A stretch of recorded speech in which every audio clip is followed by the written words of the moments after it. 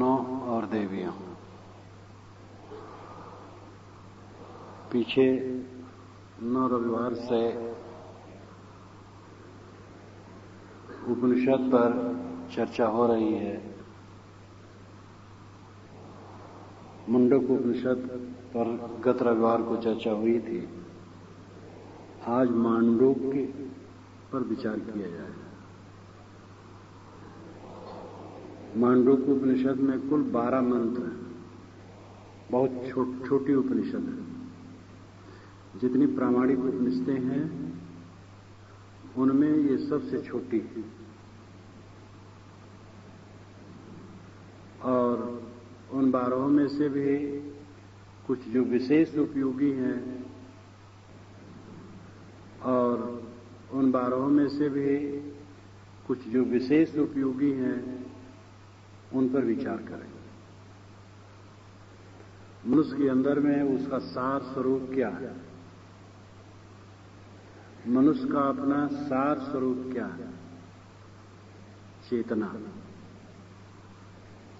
शरीर एक खोल है और ये खोल भौतिक पदार्थों से निर्मित है।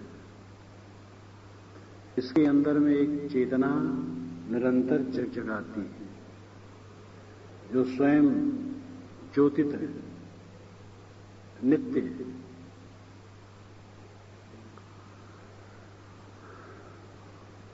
उसका परिचय प्राप्त करना जरूरी है। हम सबको जाने और खुद को न जाने तो बड़ा दुर्भाग्यपूर्ण है। सबको पाएं, अपने को न पाएं तो क्या मतलब होता है? और आदमी जिंदगी भर दूसरे को पाने के लिए सोचता रहता है, अपने आप को समझने और पाने की कभी नहीं सोचता। दूसरे कैसे हैं इस पर बड़ी जिज्ञासा होती है। फलाने कैसे हैं, हम कैसे हैं इसके कोई विचार इसका नहीं। जैसे दिया की तरह अंधेरा कहते हैं, आज दिया के ऊपर अंधेरा है, बिजली जलती है तो लट्टू ऐसे रहता है तो ऊपर अंधेरा रहता है।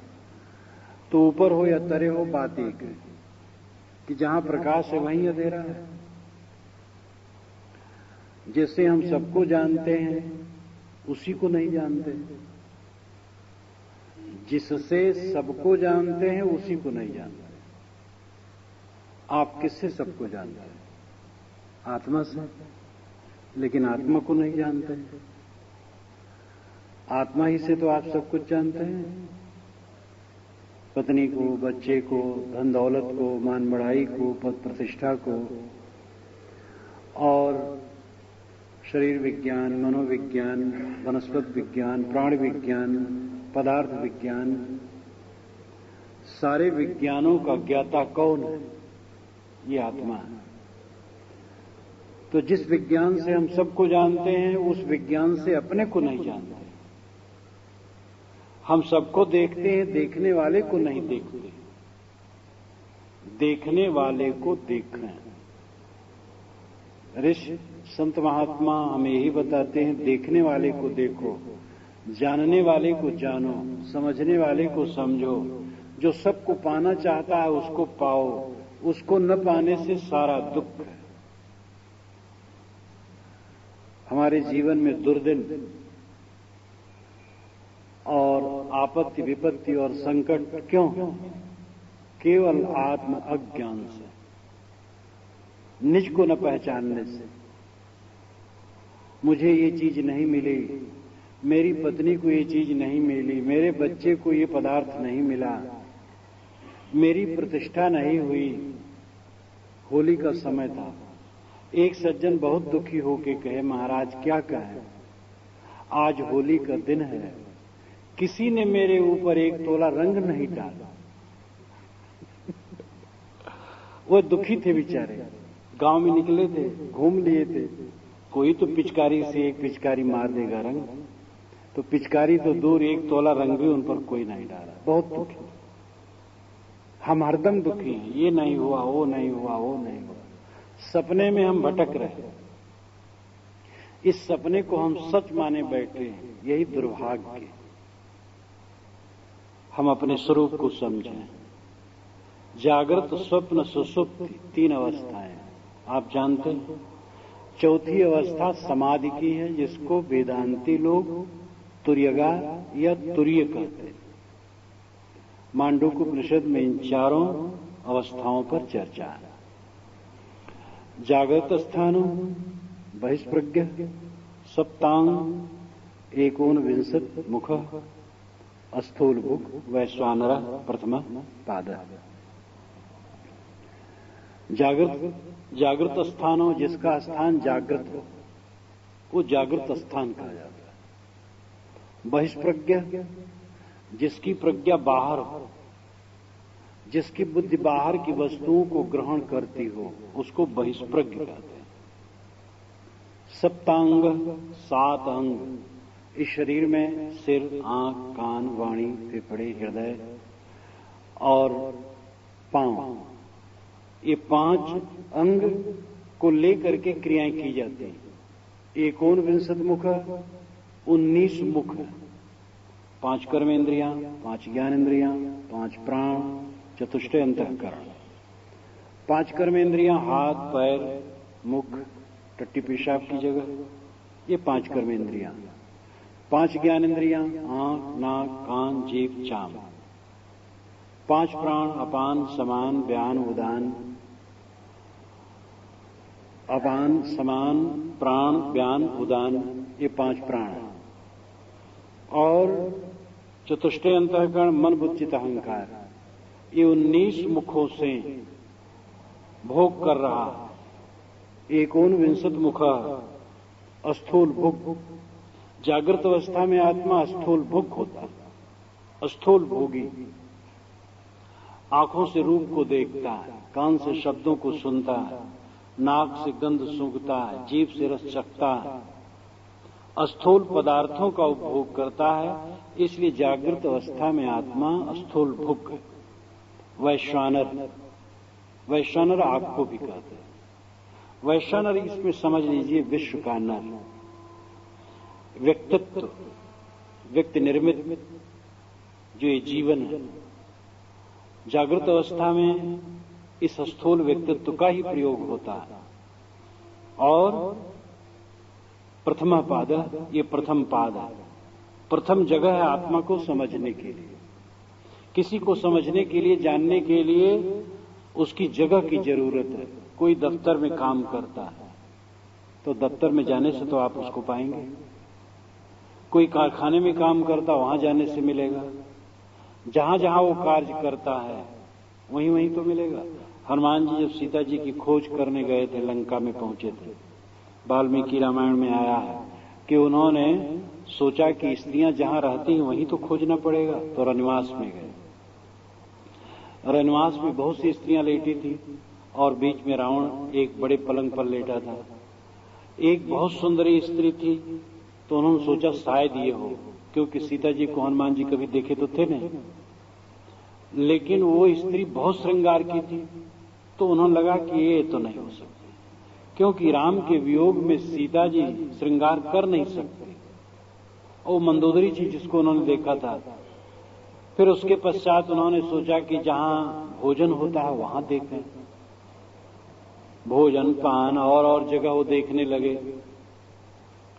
तो अब वहां पर स्त्रियां सोई थी। विवरण, किसका हाथ खुला, पैर खुला, मुख खुला, इधर उधर। उनको ग्लानि भी हुई, बड़ा गलत हुआ, ये स्त्रियों को देखना अनुचित है। फिर उन्होंने कहा कि जहां आखिर जो वस्तु खोजनी वहीं तो खोजना चाहिए। स्त्रियों को स्त्रियों के बीच ही में तो खोजा जा सकता है। मेरा मन तो शुद्ध है, मैं क्या करूं, मजबूर हूं। उन्होंने अपने आप को शुद्ध पाया। तो अर्थ यह है कि किसी वस्तु को, किसी व्यक्ति को खोजना हो तो उसके कार्यशाले में ही खोजा जा सकता है, निवास स्थान में खोजा जा सकता है। आत्मा को जागृत अवस्था में खोजने के लिए यही उपाय है। वो बहिष्प्रज्ञ, हम लोग आंखों से देखते हैं। आंखों से कौन देखता है? वो आत्मा है। आंखों से, आंखें जो देखती हैं, आंखें स्वतंत्र नहीं है। एक, जैसे एक व्यक्ति देखता हो, एक व्यक्ति ने कुछ सुना हो, एक व्यक्ति ने कुछ खाया हो, एक व्यक्ति ने किसी वस्तु का स्पर्श किया हो, एक व्यक्ति ने सूंघा हो, तो इन पांचों विषयों का ज्ञान एक छठे को नहीं होगा, क्योंकि वो पांचों स्वतंत्र हैं। हमारे शरीर के अंदर में पांचों स्वतंत्र नहीं। आंख से जो देखा गया उसका अनुभव मुझे होता है, कान से जो सुना गया उसका अनुभव मुझे होता है, नाक से जो सूंघा गया, जीभ से जो चखा गया उसका अनुभव मुझे होता है। समस्त इंद्रियों द्वारा जो उपभोग होता है उन सब का धारक स्मर्ता, बोधा, मंता, दृष्टा, साक्षी मैं के रूप में एक ही है जो शरीर के अंदर में विद्यमान है। इसलिए ये इंद्रियां स्वतंत्र नहीं, इंद्रियों के ऊपर आत्मा स्वतंत्र है, जीव स्वतंत्र है। वही इंद्रियों को प्रेरता, विषयों को ग्रहण करता और त्याग करता है, उनके संस्कारों को ग्रहण करके सुरक्षित रखता है और उसी में जिंदगी भर लौटता पोटता रहता है। हम लोग क्या करते हैं सुबह से शाम तक? अपने संस्कारों को उठाना और धरना। सुबह से उठे, बस जो कुछ याद है, जो कुछ संस्कार है, जो कुछ वासनाएं हैं, उन्हीं में डूबते रहो, उतराते रहो, डूबते रहो, उतराते रहो। ये ज्ञान दशा है। इनमें न डूबे न उतराए, वो ज्ञान दशा है। तो जागृत अवस्था में सबको ये प्रत्यक्ष अनुभव होता है कि देखता, सुनता, जानता कौन? ये स्थूल भोग आत्मा। जागृत अवस्था में स्थूल भोगी होता है और यही जानता, यही देखता, यही समझता है। शरीर से जब वही निकल जाता है तो शरीर कुछ नहीं कर पाता है। शरीर तो एक पिंजड़ा है, पिंजड़े में पंछी चहचहा रहा है और जहां पक्षी उड़ गया पिंजड़ा सुनसाना। चहचहाने वाला पक्षी ये चेतन आत्मा है। तो जागृत अवस्था में आत्मा बहिष्प्रज्ञ होता है, बाहर की वस्तुओं को जानता है और उसमें इतना तादात्म्य हो जाता है कि लगता है ये सच है और मेरा है। लेकिन सच अगर होता तो सुषुप्त में भी रहता, सुषुप्त में उसका संबंध नहीं रहता है, स्वप्न में भी नहीं रहता है, गाढ़ी नींद में पहुंच करके हमें अपने माने हुए शरीर की याद नहीं रहती है, सब भूल जाता है। इसलिए इन पदार्थों का जो संबंध है वो संबंध स्वप्नवत है। पदार्थ स्वप्नवत नहीं है, संबंध स्वप्नवत है। ये मकान स्वप्नवत नहीं। हम लोग इतने लोग बैठे हैं और सबको एक ही अनुभव हो रहा है कि प्रीतम नगर के कबीर मंदिर के सत्संग भवन में बैठे हैं। सपना देखते तो सब अलग अलग देखते, लेकिन सब एक बात का अनुभव कर रहे हैं। इसलिए ये सपना नहीं, इसका हमारा संबंध सपना है और संबंध छूट जाता है तब भूल जाता है। तो जगत मूलतः स्वप्न नहीं है, किंतु जगत का संबंध स्वप्नवत, जगत का संबंध नित्य नहीं। जागृत अवस्था में हम बहिष्प्रज्ञ होते, बाहर की वस्तुओं को जानते हैं और अपने आप को खोए रहते, देखकर, सुनकर, भोगकर सदैव चंचल बने रहते हैं, बहिर्मुख बने रहते हैं। ज्ञान होने के बाद एक ही काम करना रहता, मोह का त्याग। इसी को साधन, भजन, कीर्तन जो कह लीजिए, एक ही काम है, मोह का त्याग। कहीं कबीर सो उबरे जाहि न मोह समाए। साहब कहते वही उबरता है जिसके मन में मोह नहीं समाता। मोह से हम सारा पाप करते हैं, मोह से फिर शोक करते हैं, शोक से हम बिल्कुल बिदकते हैं, भागते हैं। लेकिन मोह बड़ा प्यारा लगता है। मोह को प्रिय मान करके शोक से बचने का कोई उपाय नहीं। अगर हम शोक से मुक्त होना चाहते हैं तो मोह से मुक्त होना होगा। ज्ञान की बातें थोड़े में समझ में आ जाती, लेकिन उसका प्रयोग क्या है जीवन में? मोह का त्याग। मोह जितना क्षीण होगा उतना हमें आत्मस्थित होगी। तो जागृत अवस्था में जीवात्मा बहिष्प्रज्ञ होता है, स्थूल भूख होता है और वो बाहरी चीजों में उलझा रहता है। यह जागृत अवस्था में आत्मा को समझने का तरीका है। कोई अगर देख रहा है, सुन रहा है, खा रहा है, छू रहा है, सोच रहा है, हरकतें कर रहा है, तो निश्चित उसमें आत्मा है, चेतन है। वैसे नहीं हो रहा है। एक दिन तो शरीर पड़ा रहता, लोग कहते मर गया, तो क्यों नहीं करता? इसलिए आत्मा की उपस्थित ये प्रत्यक्ष प्रमाण है। जागृत अवस्था में आत्मा है। दूसरी अवस्था स्वप्न है। स्वप्न स्थानों अंतःप्रज्ञ सप्तांग एकोनविंशति मुख प्रविभक्त भुक तेजसो द्वितीय पाद। स्वप्न अवस्था में अंतर्प्रज्ञ होता है जीव, बाहर कुछ नहीं जानता। सपना देख रहा है, वो हाथी द्वारा खदेड़े जा रहा है और किसी दुश्मन द्वारा खदेड़े जा रहा है, या कहीं सम्मान पा रहा है, अनुकूल मित्रों से मिल रहा है, दुश्मनों का सामना पड़ रहा है, सारी हलचलें अंदर में हो रही हैं, लेकिन बाहर कुछ पता नहीं। बाहर उसका कोई पदार्थ उठा ले जाए, उसको कुछ पता नहीं, लेकिन अंदर में वो नदी में डूब रहा है, नौका की प्रतीक्षा कर रहा है, कोई नौका वाला आ जाता, मैं डूबने जा रहा हूं। बाहर नौका बंधी है वहीं पास में, चाहे नौका ही में सोया हो, लेकिन वो नौका काम देती नहीं, अंदर की नदी उसे डुबा रही। स्वप्न अवस्था में आत्मा अंतःप्रज्ञ होता है, अंदर की वासनाओं को जानता है, जो उसने किया धरा है। सपना किसका होता है? जो हमने किया धरा है। लोग कहते हैं ऐसे भी सपने होते हैं जिसको मैंने कभी सोचा नहीं। आप कहें कि मेरी पेटी में ऐसी चीज निकल आई जो मैंने उसमें कभी नहीं धरी थी। आप नहीं धरे होंगे, आपकी पत्नी ने धरा होगा, बच्चे ने धरा होगा, वहां तो दूसरे भी धर सकते हैं, लेकिन आपके अंतःकरण में तो आपके अलावा कोई दूसरा धर ही नहीं सकता। आप ही ने धरा जो सपने में देखा। अब जो आप धरते कितना याद रखते?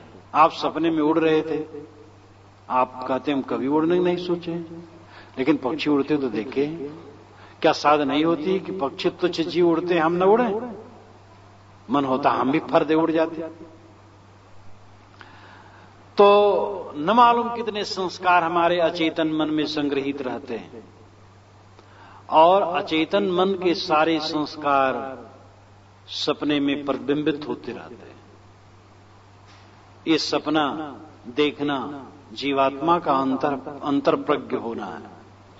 स्वप्ना में अंतरप्रज्ञ होता है और प्रव्यक्त भोग होता है, यानी सूक्ष्म भोगी होता है।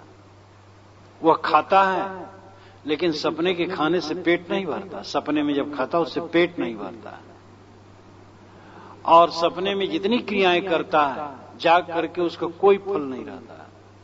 सपने में 1 करोड़ रुपया पाया, नींद खुली 1 कौड़ी भी नहीं। कितने लोग सपने कितना विचार करते हैं, ऐसा देखा, ऐसा देखा, ऐसा देखा।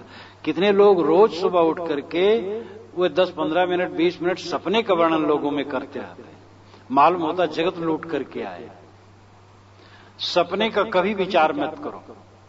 सपने में आपने क्या देखा सोचो भी मत। नींद खुले तो सपने को मत सोचो, सपना किसी से मत कहो, सपने पर चिंतन ही न करो, चाहे अच्छा हुआ हो चाहे गलत हुआ हो। सपने पर दुर्लक्ष्य कर देना चाहिए जागने पर। लेकिन सपना एक अवस्था है, ये सबको आती है, हर प्राणी को, और अनुमान से हम कह सकते हैं कि छोटे छोटे जानवरों को भी, क्योंकि जागृत में जो है सपने में जाएगा और सुषुप्त में निश्चित जाएगा। ये तीनों अवस्थाएं देहधारियों को होती है। तो स्वप्न अवस्था में अंतरप्रज्ञ आत्मा होता है। वो जागृत अवस्था के संस्कारों के प्रतिबिंबों को ग्रहण करता है। जागृत अवस्था में जितने संस्कार उसने ग्रहण किए हैं, उनमें से जिन संस्कारों की योग्यता जिस समय होती है, वह संस्कार उसके सामने प्रतिबिंबित होते और उन्हें वो देखता और उसी में उलझता है। ये आत्मा के होने का प्रत्यक्ष प्रमाण है। सपने में आत्मा है, उसी ने सपना देखा। आत्मा न होता तो कौन सपना देखता? जो अनात्मा कहते आत्मा नाम की कोई चीज नहीं है, वे अपने पैर में ही कुल्हाड़ी मारते हैं। जो कहता आत्मा नाम की कोई चीज नहीं है वही है। अस्तित ब्रूतो अन्यत्र कथम तदुपलभ्यते। जो कहता है उससे अधिक, उससे अलावा, उसके अतिरिक्त उसको कैसे पाओगे? यानी होना आपका होना ही आत्मा का होना है। आप चाहे न कहें चाहे हा कहें, ना और हा दोनों कहने वाले आप हैं, तो आप कैसे नहीं? इसीलिए डेकार्ट ने ये कहा था, I think therefore I am. मैं सोचता हूं इसलिए मैं हूं। मैं हूं ये एक सोचना है, और सोचना तब तक नहीं हो सकता है जब तक सोचने वाला न हो। सोचना तो एक क्रिया है। क्रिया द्रव्य में होती है, गुण द्रव्य में होते हैं। द्रव्य के बिना न क्रिया होती है न गुण होते हैं। इसलिए आत्मा का होना सिद्ध नहीं करना है तो स्वयं है, लेकिन समझना पड़ता है, क्योंकि निकट की वस्तु देखने में कठिन होती है। आप बड़े बड़े पर्वतों को देखते हैं, चंद्र और सितारे को भी देखते हैं, सूरज को भी देखते हैं, लेकिन जिन आंखों से देखते हैं उन आंखों में लगे हुए कज्जल को नहीं देखते, आंखों के पास में लगे हुए बालों को नहीं देखते। कैसा अद्भुत! और आंख को तो कभी आप देख ही नहीं पाते हैं अपनी आंखों को। लेकिन अगर कोई कह दे आपकी आंखें नहीं हैं तो नाखुश हो जाओगे। जब आपने जीवन में कभी आंखें नहीं देखी तो आपकी आंखों ने क्या प्रमाण? क्योंकि आप दुनिया को देखते हैं। आंखें न होती दुनिया को कौन देखता? आत्मा के होने के ही प्रमाण है कि वो दुनिया को जान रहा है। जो जान रहा है वही कैसे नहीं है? और वो ऐसा नहीं, किंतु वो नित्य है। मैं आज ही नहीं कल भी था, और परसों भी था, और गत वर्ष भी था, और 10 वर्ष के पूर्व भी था, 20 और 30 वर्ष के पूर्व भी था। इस जीवन में तो सबको ये अनुभव होता है, जब से आदमी जन्म लिया वो है, लेकिन जन्म के पहले भी रहा और मृत्यु के बाद भी रहेगा। दुनिया की कोई वस्तु मिटती नहीं है, केवल बदलती है। जितनी मौलिक चीजें हैं वो मिटती नहीं है। आत्मा मौलिक है, नित्य। तो सपना जो देखता हो कौन? वही आत्मा है, और वही आपका स्वरूप है। सपने के बाद आप सुषुप्ति में जाते हैं। सपना किस समय होता है? जब आप सोते हैं और गाढ़ी नींद नहीं आती और जागृत भी नहीं रहती, तब सपना हो जाता है। वो संधिकाल है। जागृत और सुषुप्ति का संधिकाल स्वप्न है। न पूरी जागृत है न पूरी सुषुप्ति है, इसलिए सपना होता है। इसलिए जागृत संस्कारों के प्रतिबिंब उस समय दृश्य होते हैं। फिर आप सुषुप्ति में जाते हैं। यत्र सुप्तौ न कंचन कामम कामयते न कंचन स्वप्नम पश्यति तत्सुप्तम। सुषुप्त स्थान एकीभूत प्रज्ञान घन एवानंदमयो ह्यानंद भुक् चेतो मुख प्रागस्तृतीय पाद। ऋषि कहते हैं यत्र सुप्तौ न कंचन कामम कामयते। जब जीव बिल्कुल सो जाता है तो थोड़ी भी कामना उसके मन में नहीं रहती, थोड़ी इच्छा वो नहीं करता। और इच्छा का न होना सबसे बड़ा सुख है दुनिया में। आप जागते रहे हो, कोई इच्छा न हो, आप आधा घंटा ऐसा बिताएं उसमें कुछ इच्छा न हो, तो देखेंगे आधा घंटा आपका परमानंदमय होगा। और ऐसा अभ्यास करना चाहिए। आप बैठ जाएं जब फुर्सत में हो, और उस समय ये संकल्प लें कि मैं कुछ इच्छा नहीं करूंगा, और बिना इच्छा के आधा घंटा जी लें, तो 24 घंटे में 23.5 घंटे तो निरर्थक गए। ये आधा घंटा अमृत होगा। बिना इच्छा के जी लें आधा घंटा। तो सुषुप्त में स्वाभाविक वो दशा आ जाती है मेहनत नहीं करना पड़ता है, कोई ज्ञान विवेक की जरूरत नहीं। इसलिए उपनिषदों में सुषुप्त की चर्चा मोक्ष के संदर्भ में काफी की गई। मोक्ष की वानगी सुषुप्त में मिलती, बारंबार कहा गया। इसलिए भाष्यकार लोगों ने टिप्पणी भी की है कि भाई कोई ऐसा न समझ ले कि खा करके सोने ही में मुक्ति मान ले, वो सोता रह रहा है। तो सोना मुक्ति नहीं है, वो वानगी है। वहां आप ये समझ सकते हैं कि मोक्ष अगर कुछ है तो यही है, इसी ढंग का है। सुषुप्ति मोक्ष नहीं है, सुषुप्ति मोक्ष की वानगी है, वहां कोई दुख नहीं। अगर आदमी रोगी है और गाढ़ी नींद में है तो रोगी रोगी नहीं है, बहुत कर्जी है और अपमानित है, बहुत बड़ा शोक घट गया है जीवन में, धन की बहुत बड़ी हानि हो गई है, या जो कुछ भी हो, गाढ़ी नींद में कुछ नहीं। इसीलिए बृहदारण्यक उपनिषद में याज्ञवल्क्य ने जनक को उपदेश करते हुए कहा, तब पिता पिता नहीं रहता, पुत्र पुत्र नहीं, माता माता नहीं, बहन बहन नहीं, भाई भाई नहीं, ब्राह्मण ब्राह्मण नहीं, और भ्रूण घाती नहीं, ज्ञानी ज्ञानी नहीं, सब समान हो जाते हैं सुषुप्त में पहुंच करके। वहां एकदम एक कारणों मानो दुनिया भर का प्रलय हो गया, एक समुद्र लहरा रहा है, कुछ नहीं ऊंच नीच। ये गाढ़ी नींद, गाढ़ी नींद में कोई दुख नहीं। यत्र सुप्तो न कंचन कामम कामयते, जहां गाढ़ी नींद आ जाती है कोई कामना नहीं रह जाती है। न कंचन स्वप्नम पश्यति, और न तो थोड़ा भी वो स्वप्न देखता है। तत्सुसुप्तम, उसको सुसुप्त कहते हैं। सुसुप्त की परिभाषा कुछ भी न सोचना, कोई इच्छा न होना और कुछ सपना न देखना, ये सुसुप्ति है। सुसुप्ति स्थान एकीभूत है। सुसुप्ति स्थान में आत्मा एकीभूत हो जाता है। एकीभूत का मतलब एकाग्र और प्रज्ञान घनम, प्रज्ञान घन हो जाता है।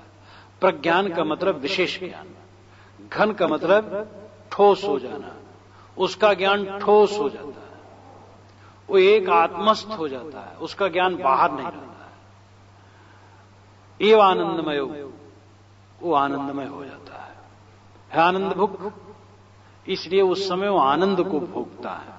चेतो मुख, वह चेतो मुख होता है, ज्ञान मुख वाला होता है।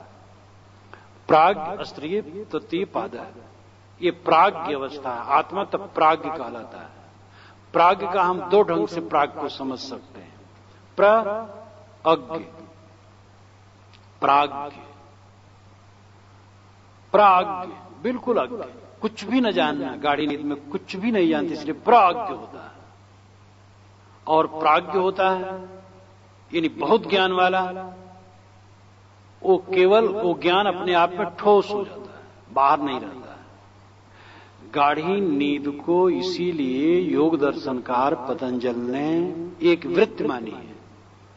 जितने दर्शनकार हैं सुषुप्ति सब कहते हैं नींद को, लेकिन योग दर्शन के आचार्य पतंजल महाराज उसको वृत्ति कहते हैं। सुषुप्ति भी एक वृत्ति है, सोना भी एक वृत्ति है, और इसीलिए जाग करके हम कहते हैं सुख से सोया। सुख से सोने का अनुभव जिसे होता है वह सुषुप्त में अगर सोता होता तो कैसे अनुभव करता। इसलिए आत्मा सुषुप्त में भी मानो नहीं सोता है, वो सुषुप्त के आनंद को भोगता है और जाग करके कहता है मैंने सुख से सोया। अगर आप भोजन करते समय उपस्थित न हो, ज्ञाता न हो, तो भोजन करने के बाद कैसे कहेंगे कि दाल ऐसी रही, सब्जी ऐसी रही। भोजन करने के बाद भोजन का अनुभव तभी बताया जा सकता है जब अनुभविता वहां उपस्थित रहा हो। इसी प्रकार सुषुप्ति का अनुभव तभी व्यक्त करता है इंसान जब सुषुप्त में उपस्थित हो। आत्मा सुषुप्त में उपस्थित है, उसका ज्ञान एकीभूत हो गया है, प्रज्ञान घन हो गया है, ठोस हो गया है, केवल एकाग्रता में हो गया है, और समाधि में ऐसे होता है, सारी वृत्तियां सिमटाई, शांत, अंतर इतना रहता है कि गाढ़ी नींद में एकदम बेभानी अवस्था है, लेकिन समाधि में केवल चित्त स्थिर है, बेभानी अवस्था नहीं है, लेकिन कुछ सोचा नहीं जाता। अगर कोई चीज गिरे, खट दे आवाज कान में आएगी, क्योंकि वो नींद नहीं, सुषुप्त जागृत अवस्था में है। और अगर जागृत नहीं तो ध्यान समाधि जागृत अवस्था में होती है। अगर समाधि है और सो गए तो समाधि नहीं है, जागते रहना जरूरी है। सन 65 में जब हनुमान प्रसाद पोद्दार से साधना के विषय में चर्चा हुई तो मुझसे उन्होंने मेरे विषय में पूछा, साधना क्या साधना है? तो जब मैंने कहा तो आंख मूंद करके वे सुनते रहे कि हाँ, लेकिन नींद न आवे इसमें। जो कुछ दोनों की बात हुई एकदम दोनों के विचार मिल गए। नींद अगर आ गई तो समाधि नहीं, इसलिए सुषुप्ति और समाधि में यही अंतर है। सुषुप्त में बेभानी अवस्था है, समाधि में बेभानी अवस्था नहीं है, केवल स्मरणों की एकाग्रता, यानी मन की एकाग्रता है। मन चंचल नहीं है, कुछ सोचता नहीं, शांत। तो प्रज्ञान घन, सुषुप्ति अवस्था में आत्मा प्रज्ञान घन होता है और एकीभूत होता है, यानी एकाग्र होता है। नींद खुली बस दुखी, खाने खाए, पहनने खाए, रहने की जगह भी है, लेकिन दुख का ऐश्वर्य बहुत है। सोचने का तरीका ठीक नहीं है, समझदारी ठीक नहीं है, विवेक ज्ञान नहीं है, जिंदगी भर केवल दुख भोगते हैं हम लोग। सुबह से शाम तक, शाम से सुबह तक, जब तक जागते हैं दुखी रहते हैं, सपना में भी वही प्रतिबिंब रहता है, वहां भी दुखी रहते हैं। ये दुख धन और विद्या से नहीं जाएगा, ये दुख ऊंचे पद से नहीं जाएगा, ये दुख प्रतिष्ठा से नहीं जाएगा, ये दुख आत्मज्ञान से ही जाएगा। जब आदमी कातर होकर, विनयी होकर, दुख का अनुभव होकर सदगुरु की शरण में जाएगा, विनयावनत होकर के पूछेगा, समझेगा, सेवा भक्ति करके चित्त को शुद्ध करेगा, अविद्या के मिटने पर ही ये दुख का अंत होता है। और ये कहो कि बहुत शास्त्रों को जान ले तो दुख मिट जाएगा। शास्त्रों को जानना क्या है? वो तो पढ़ लेना अभ्यास है, विविध भाषाओं का पढ़ लेना अभ्यास है। ये सबसे कुछ जाने वाने वाला नहीं है। ऊंचे पद पर जाने से पैसा ज्यादा मिल जाएगा, दुख नहीं मिटेगा। ये जो हमारे अंदर का दुख है ये तभी मिटेगा जब विवेक ज्ञान उदय होगा। तो ऋषि कहते हैं कि सुषुप्ति अवस्था में जीव आनंदमय हो जाता है, चेतोमुख होता है, वहां ज्ञानवान होता है। ऋषि कहते सुषुप्ति में वो ज्ञानवान होता है, चेतोमुख, लेकिन वह ज्ञान, उसका ज्ञान बहिर्मुख नहीं होता है, अंतर्मुख होता है। इसके आगे समाधि की बात आती है, जो चौथी जगह है। गाढ़ी नींद में आत्मा को समझने के लिए बताया गया। गाढ़ी नींद में आत्मा की उपलब्धि कैसे होती है? क्योंकि जाग करके कहता है मैंने सुख से सोया, तो सुषुप्त में था, तभी तो जाग करके कहता सुख से सोया। और रोज रोज आप अनुभव करते हैं, गाढ़ी नींद में जाकर के आनंद का अनुभव करते हैं। जागृत अवस्था में आत्मा बहिर्मुख होता है, बहिष्प्रज्ञ। स्वप्न अवस्था में अंतर्प्रज्ञ होता है, और सुषुप्ति अवस्था में प्रज्ञान घन होता है।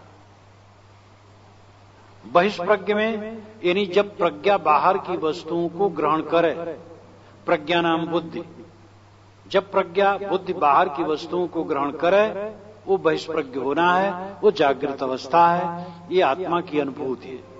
स्वप्न अवस्था में अंतर्प्रज्ञ होता है, जब वो अंतर की वासनाओं की बातों को जानता हो, वो स्वप्न अवस्था है। सुषुप्ति अवस्था में प्रज्ञान घन होता है, वो न अंदर को जानता है न बाहर को जानता है, न स्थूल जगत को जानता है न संस्कारों के प्रतिबिंबों को जानता है, प्रज्ञान घन, ज्ञान उसका घनीभूत हो गया, स्थिर हो गया और आनंदमय हो गया। ये सुषुप्त में आत्मा की पहचान का लक्षण है। इसकी आगे चतुर्थ अवस्था तुरीय समाधि है।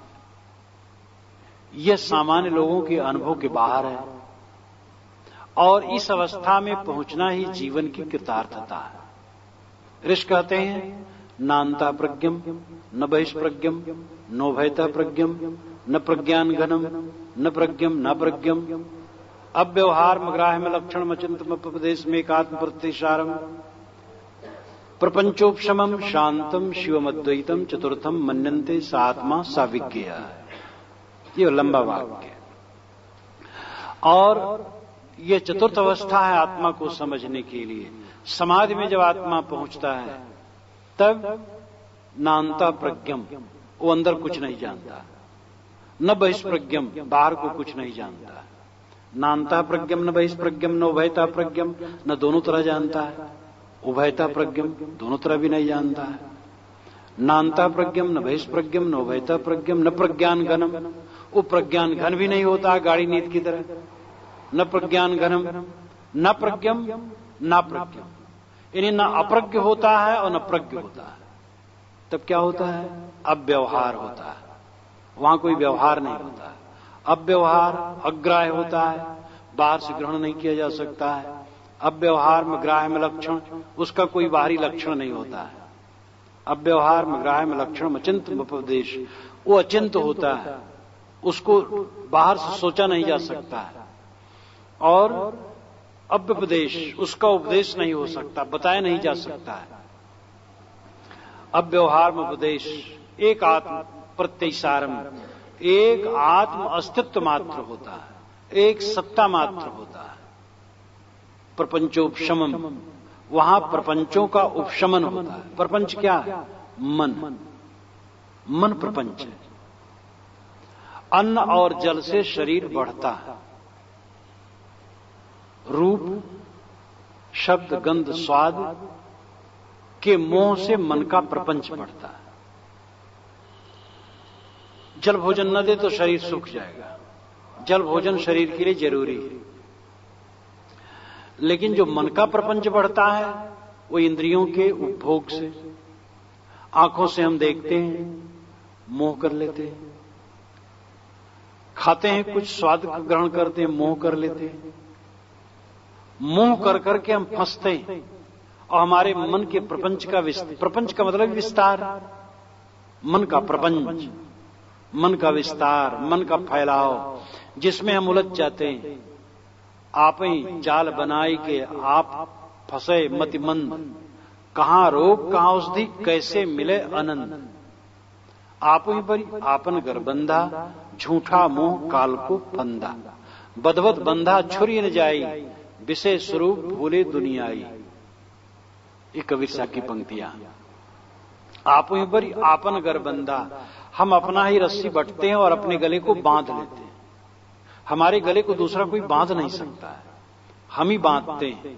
तंबाकू खाना सीख के गले को बांध लिए कि नहीं बांध रहे, पान खाना सीख के, सिगरेट पीना सीख के, शराब पीना सीख के, और इंद्रियों को किसी गंदी आदत में लगाने का आदत कर लिए, सीख के बांध लिए अपने को। एक आदमी अपरिचित था, मिल गया, उससे धीरे धीरे मोह कर लिए, अब मोह कर लिए फांसी लगा लिए गले में। यहां पर जितनी चीजें मिलती हैं हम मोह बैर यही करते हैं, और मोह बैर करके अपने आप को हम बांधते हैं और दुख भोगते हैं। अंत में रिजल्ट हाथ में क्या आता है, क्या रहता है? जो अपना माना हुआ शरीर अति निकट लगता है, ये भी अपना है नहीं। ये चेहरा जो 10 बार दर्पण में देखा जाता है, ये अपना नहीं, बाहर वाला है दुनिया का, और अंदर वाला तेरा, जिसके विषय में आज का विषय है, ये आत्मा। ये चेहरा आत्मा नहीं है, ये अनात्मा है। लेकिन जो हमारा नहीं है उसी को हम हरदम मानते हैं हमारा है, और जो हमारा है उसका हम परिचय ही नहीं प्राप्त करते। सारा दुख इसी में है। और ये बड़ा बड़ा सूक्ष्म विषय है। अपने तरफ लौटना बड़ा सूक्ष्म विषय है और बड़ा सरल विषय है, क्योंकि स्वयं ही है। आदत खराब हो गई है। उत्तिष्ठ जागृत प्राप्त वरानि बोधत, उठो जागो, महापुरुषों के पास जाओ, बोध प्राप्त करो। लेकिन छुरस्य धारा निस्ता दुरत्या, छुरे की धारे के समान उसको विवेकवान कहते हैं। छुरे की धारे के समान क्यों है? अगर बीड़ी पीने वाले से कहो बीड़ी बिना पिए रहना बड़ा सरल है, तो उसको छुरे के धार पर चलने की समाने लगे। बीड़ी बिना पिए कैसे रहा जा सकता है? बीड़ी पी पी के रहना तो सरल है, लेकिन बीड़ी बिना पिए कैसे रहा जाए? किंतु बीड़ी छोड़ दे, बीड़ी की आसक्ति मिट जाए, फिर देखेगा बीड़ी बिना पिए रहना बड़ा सरल है। बीड़ी पी पी करके रहना तो बहुत परेशानी है। बोझा सिर पर लादे रहना सरल नहीं, गिराना सरल है, लेकिन आदत बन गई है लादे रहने की। एक बनिया था, तो रास्ते रास्ते जा रहा था, एक खेत में देखे बड़े बड़े ढेले, 3-4 ढेले चादर में बांध के पीठ पर ऐसे लाद लिया। किसी ने कहा भाई ये क्या कर रहे हो? तो हंसने लगा, थोड़ा शर्मा गया कि भैया ऐसा है कि जरा पीठ पर बोकचा लादता हूं, लादी, अब आदत है। अब आज गए थे संबंधी में, लौटा हूं तो लगता है ये शरीर मालूम तो उड़ जाएगा। तो रे ढेला बांध लिया, थोड़ा लाद लिया और अच्छा लगता है, अब आराम लगता है। तो ऐसे हम लोग लादने में आनंद मानते हैं। कहीं तो मोह करें, कुछ तो करें। लड़का तो अब जवान हो गया, बात नहीं मानता, इसलिए उससे मोह करते नहीं बनता। अब लड़के का लड़का उससे मोह करते बनता। अभी भोला है, तुतलाता है। पहले लड़के में चिपके थे, अब लड़का खार हो गया है, अब पोते में चिपक गए। ले अभी बने रहो 10-15 बरस, तो पोता भी अंगूठा दिखाएगा और उससे और कष्ट। तो फिर भी कहा है हमारी चिपकने की जगह कहीं हमें मिलना चाहिए, कहीं मोह करने की जगह तो होनी चाहिए। बैठे हैं, कुछ नहीं कर रहे हैं, अरे भाई तंबाकू घिस करके थोड़ा खाएं, नहीं तो थोड़ा सुगबे करें, नहीं तो पान खा लें, जरा 10 बार थूक लें, इधर उधर गप सड़ाका मार लें। 2 आदमी बैठते हैं तो उसमें बेकार लगता अगर बात न करें। व्यर्थ की बात करते हैं, लेकिन चुपचाप बैठना बड़ा मुश्किल है। बोझा लादे रहने में हमें आनंद लगता है, ये आदत हो गई है। लेकिन बोझा छोड़ करके रहने में बड़ी सरलता है। अब बोझा लादने की जो आदत रखी है, कैसे उस समझ पावे? मन ठहराना बड़ा मुश्किल है, क्योंकि मन को भगाने में हमें आनंद लगता है। लेकिन जब मन ठहराने आप लगेंगे, तो मन को ठहराने में जो आनंद है, मन की एकाग्रता में आनंद है, भगाने में कहां आनंद है? तो एक आत्म प्रत्ययसारम प्रपंचोपशमम, प्रपंचों का जहां उपशमन है, कोई प्रपंच नहीं, प्रपंचोपशमम शांतम, शांत, शिवम, शिव, शिव नाम कल्याण, जहां दुख न हो वही शिव है। प्रपंचोपशमम शांतम, शांत है, शिवम अद्वैतम, अकेला है। ये चतुर्थ अवस्था है, जागृत, स्वप्न, सुषुप्ति। इन तीनों के अलावा ये तुर्यगा, तुरीय, समाधि स्वरूप स्थित, ये चौथी अवस्था है। इस अवस्था में पहुंच करके आदमी को परम विश्राम मिलता है। इसमें शब्दों का खटाटोप खूब है। नान्ता प्रज्ञम न बहिष्प्रज्ञम, नो भयता प्रज्ञम, न प्रज्ञान गणम, न प्रज्ञम ना प्रज्ञम, अव्यवहार मग्राय में लक्षण चिंतम उपदेश में एकात्म प्रत्ययसारम। एकात्म प्रत्ययसारम के पहले जितने शब्द खूब है, जो शब्दों घटाटोप है, ये शब्दों के घटाटोप को हटा करके सार इतना ही कि जब मन एकाग्र होता है तो सब प्रपंच नहीं रहता। कबीर साहब कहते हैं, एक समाना सकल, सकल समाना ताए, कबीर समाना बूझ में जहां दूतिया ना है। अब कबीर साहब की वाणी कहने का भी अवसर आ रहा है, क्योंकि उपनिषद में जो मैं और आगे लिखा हूं गद्य ज्यादा है, संस्कृत गद्य, और उससे यहां तो मंत्र को उद्धृत करता हूं, ये भी गद्य ही है, एक प्रकार का छोटा छोटा गद्य है। उपाख्यान ज्यादा है, तो पढ़ने में तो आनंद आपको उसमें जब छपेगी तो खो पाएगा, लेकिन अब वो गद्य विषय है, मंत्र विषय नहीं। इसलिए कबीर साहब की वाणियों पर भी अब समय आ रहा है कहने का। तो उनकी एक साखी मैं कहने जा रहा हूं इसी के सिलसिले में। एक समाना सकल में, सकल समाना ताए, कबीर समाना बूझ में जहां दूतिया ना है। एक समाना, एक नाम मन, एक मन सब में समाया है, पत्नी में, बच्चे में, पति में, धन में, दौलत में, मान में, बड़ाई में, शिष्य शाखा में, पद प्रतिष्ठा में, जहां तक हमारी मान्यताओं का घेरा है यह मन सब में समाया है, डूबा है। और सकल समाना ताए, और जितनी मान्यताएं हैं, मान्यताओं का घेरा है, वो सब मन में समाया है। ये कहने के दो तरीके हैं बातें के। हमारे मन में टेबल समाया है और टेबल मन में, दोनों एक बात है। टेबल में मोह है तो मन हमारा टेबल में समाया है और वो हमारे मन में। तो एक समाना सकल में, सकल समानाता है। एक मन सब प्रपंच में डूबा है और सारा प्रपंच मन में डूबा है। ये संसार की कथा है। लेकिन कुछ ऐसे लोग हैं जो ये संसारिकता से अलग है।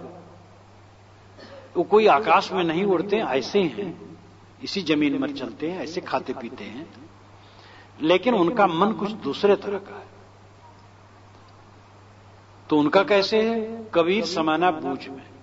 साहब कहते वो बूझ में, ज्ञान में लीन रहते हैं, जहां दूतिया ना है, जहां दूसरा नहीं रहता। ज्ञान में लीन होने पर सकल नहीं रहता। सकल जहां है वहां ज्ञान नहीं। सकल नाम संपूर्ण प्रपंच। ज्ञान में प्रपंच का अंत हो जाता, प्रपंचोपशमम।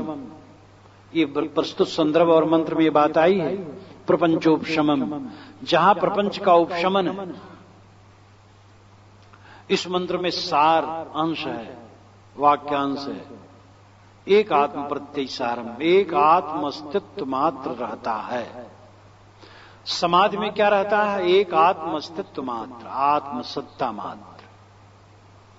मन शांत हो गया तो आत्मा शेष। संकल्प विकल्प उठते हैं, गिरते हैं, संकल्पों में हम डूबे रहते हैं। जब सारे संकल्प शांत हो जाते हैं तो संकल्पों का साक्षी माता जाता है। तो संकल्प सामने न होने से वो साक्षी भी रहता, अपने आप रहता है। जैसे कि यहां बत्ती जलती है और हम लोग हैं, तो ये बत्ती हम लोगों को प्रकाशित करती है। हम लोग यहां से निकल जाएं और बत्ती जलती रहे तो बत्ती किसी को प्रकाशित नहीं करती, लेकिन अपने आप ज्योतित है। इसी प्रकार आत्मा संकल्प विकल्प को प्रकाशित करता है, लेकिन जब संकल्प विकल्प शांत होते हैं तो अपने आप ज्योतित रह जाता है, अपने आप ज्ञान में रह जाता है। और वही एक आत्म प्रत्यय सारम, एक आत्म अस्तित्व मात्र का रह जाना है। और ये व्यवहार में हमें इसका अभ्यास करना चाहिए, जो बड़ा सरल तरीका है। उठते बैठते चलते फिरते हम समझे मैं अकेला हूं। चाहे कितने प्रेमी मिले लेकिन मैं अकेला हूं, कितने बाल बच्चे हो जाएं लेकिन मैं अकेला हूं। जहां सब अंत में एक हो जाता है, जहां एक है अंत में 100 हो जाता है, और अंत 100 न एक, सब खो जाते हैं। किसका क्या रहता है अंत में? इसलिए अंत में अकेला रह जाता है। अकेला जीव आया है, अकेला जाता है, तो सभी कहते रहते हैं। अकेला जीव आया, अकेला जाता है, तो सभी कहते रहते हैं। अनाड़ी आदमी भी कहता रहता है, भैया दुनिया में अकेले आए, अकेले जाएंगे। लेकिन ये कहने नहीं, अभ्यास हम करें, उठते बैठते अनुभव करें मैं अकेला हूं। थोड़ा अनुभव हो तो जरा जो मोह लग रहा है थोड़ा घटे, लेकिन मोह बहुत प्यारा है, घटाने का मन नहीं होता है। बन सकता तो रहते यहीं रोज, लेकिन संभव नहीं है। अगर ज्यादा दिन रह जाएं प्रारब्धवशात तो खिसकना मुश्किल, परेशानी घर।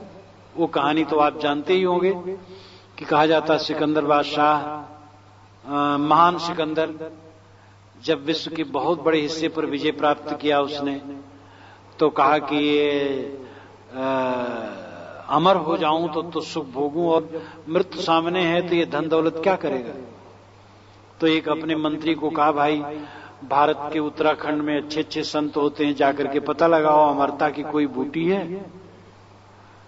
एक महात्मा मिले, मंत्री से कहा, हां अमरता की बूटी है, ये पर्वत के आगे चले जाओ, एक तालाब है अमर तालाब, और उसका पानी पी लो, नहा लो, अमर हो जाओगे। वो सिकंदर बादशाह से कहा, गया वहां, जैसे वहां पहुंचा था जोर से आवाज आई, मत पियो मत पियो, खतरा है खतरा है। तो देखा चारों तरफ कोई नहीं, कौन कहता भाई। तो बड़े बड़े नाग घड़िया पानी के किनारे किनारे पड़े थे, अब बहुत बूढ़े, आंखें धसी थी, चाम उनका सिकुड़ करके गठरी की तरह एक तरफ पड़ा था, सरक नहीं सकते थे। उनने ये कहा था। तो शाह सिकंदर ने कहा, भाई क्यों ऐसा कहा। महान सिकंदर ने कहा, उन्होंने कहा हम लोग इसका पानी पी लिए, इसमें नहा लिया, अब अमर हो गए, लेकिन बुढ़ापा आ गया, अब सरक नहीं पाते, महाकष्ट है, मर जाते छुट्टी होता। अब ये शरीर खिसक नहीं रहा है और मर नहीं रहे हैं। तो उसके दिमाग में भी आया, बात तो बिल्कुल सही है, अगर हम खाट में पड़े रहे अमर हो जाए तो क्या फायदा। महात्मा से जाकर, महाराज ये जवानी भी दीजिए, सदा जवानी बनी रहे, कि भाई तो उसके आगे एक मील पर चले जाओ, एक जवान वन है, वहां के फल खा लो, सदैव जवान रहोगे। गया तो वहां एक एक मल जवान आपस में लड़ भिड़ रहे, मार राग दो इस कलह। ये अपने चाहते से कहा, बस बस मत खाओ मत खाओ, बहुत खतरा है। वो लोग कहे क्यों, कि हम लोग अमर तालाब का पानी पी के अमर हो गए, और जवान वन का फल खा करके सदैव जवान है, अब रोज ही रहना है, तनिक रहते हैं और मर भी नहीं पाते, और रोज ही रहना है, मरने रोज तो रहना नहीं, जाना है, तो बहुत खतरा भी है, ये फल मत खाओ। तब महान सिकंदर ने सोचा, प्रकृति का विधान सुंदर है, बुढ़ापा आना और मृत्यु ये बहुत बढ़िया है, हमें बहुत समय मिलता है साधन भजन करने के लिए, अपना कल्याण करने के लिए, हम करते नहीं। अगर आदमी चाहे तो जितना समय मिला है उतने में अपने भवबंधनों को काट सकता है, अपने जीवन को सुधार सकता है, लेकिन समय बीतता चला जाता, करता नहीं। जब करता नहीं तो क्या होगा। कथा तो काल्पनिक ही है, न कहीं जवान बन है न अमर तालाब है। बात को समझाने के लिए कहानियां गढ़ी जाती हैं, और कहानियों से समझने में सरलता रहती है। तो अर्थ यह है कि प्रकृति का विधान सुंदर है, हमें चाहिए कि हम अपने आत्म अस्तित्व को समझें। एक आत्म प्रत्ययसारम, एक आत्म अस्तित्व मात्र। साहब कहते हैं, कबीर समाना बूझ में जहां दूतिया ना आए। ज्ञान में जब आदमी लीन हुआ तो वहां द्वैत नहीं रहता, अकेला, हम अकेले हैं और उसको व्यवहार में अनुभव करते रहे। अकेलेपन का अनुभव तो हम राग द्वेष न करें। हम अपने लड़के को अपना लड़का मानते हैं, अपना लड़का का अपना लड़का मानना ही चाहिए, लेकिन अंतर है, अपना लड़का व्यवहार के लिए मानो, निज के बिल्कुल न मानो। अपना लड़का कौन है, किसका है, किसी कुछ नहीं, व्यवहार के लिए ठीक है, अपना लड़का है जो जिम्मेदारी निभा दो, और उसके तरफ उल्टा पलटा भी हो जाए तो आप उल्टा पलटा न करो। आपके पिता की तरफ से उल्टा पलटा आपके लिए हो जाए तो आप उनके लिए उल्टा पलटा न करो। आप और हम अपने कर्तव्य को अदा करें, लेकिन मजबूत करके यहां अपना मानने कोई गुंजाइश नहीं। जितना मानना है वो व्यवहारिक है, पारमार्थिक नहीं। पारमार्थिक कहते हैं सत्यता, व्यवहारिक कहते हैं जैसे कि मुसाफिर खाने में रहना। तो मुसाफिर खाने, हम लोग कभी मुसाफिर खाने में रहते हैं तो वहां झाड़ू लगाते हैं, धोते हैं, पोंछते, खूब साफ कर लेते हैं। जैसे यहां रहते हैं वहां भी कर लेते हैं, थोड़े बैठेंगे लेकिन खूब साफ कर लेंगे। और जो वहां से चलेंगे तो कोई गंदगी छोड़ के नहीं चलेंगे। अगर छिलका है, कुछ है, तो उसको साफ करके डाल देंगे, साफ कर देंगे, तब वहां से जाएंगे। स्टेशन पर भी जहां बैठते ध्यान रखते, गाड़ी में बैठेंगे तो आसपास में सब पोंछ पांछ लेंगे, कई बार गाड़ी में बैठे और नीचे सब गड़बड़ है तो हमारे साधु सब कागज वगैरह सब पोंछ पाँच करके फेंक फांक देते, साफ कर देते। और ये सबको करना चाहिए। लेकिन लोग क्या करते हैं, स्टेशन पर प्लेटफार्म पर चलते हैं, थूकते हैं तो झुकते नहीं, आधी थूक चाहे कुर्ते पर पड़ जाए। तो जब झुकता नहीं आदमी तो बाहर कैसे थूकेगा, वो तो प्लेटफार्म पर थूकता है। इतने गंदे हम हो गए हैं कि व्यवहार की भी अकल नहीं। तो व्यवहार, अब वो सीट हमारी, ट्रेन में बैठे सीट हमारी, लेकिन व्यवहारता है हमारी कहां है। जहां हमारा स्टेशन आया वो सीट हमारी नहीं। तो मेरी पत्नी, मेरे बच्चे, मेरा पति, मेरा भाई, मेरा गुरु, मेरा शिष्य, मेरा धन, मेरा मठ, ये सब व्यवहारिक है, पारमार्थिक नहीं, सच नहीं, थोड़े समय के लिए। इस दरमियान को हम समझें, इस दरमियान को हम बिल्कुल भूल जाते हैं।